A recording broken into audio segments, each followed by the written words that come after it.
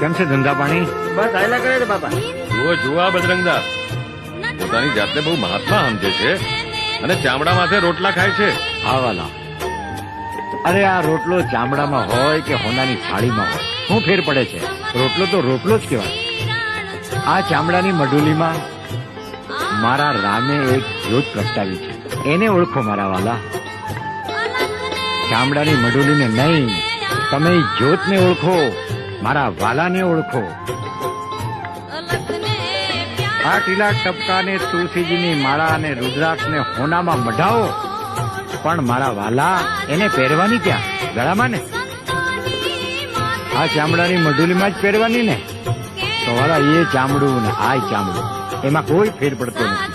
જેને ભાઈ મારા રામને ઓળખવો હોય એને આ મારી અરજ છે.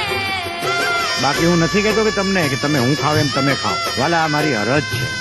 હું ખાઉં છું, તમને ન ગમે તો તમને મારા જય સીતારામ વાલા, અને ગમે એને જય સીતારામ.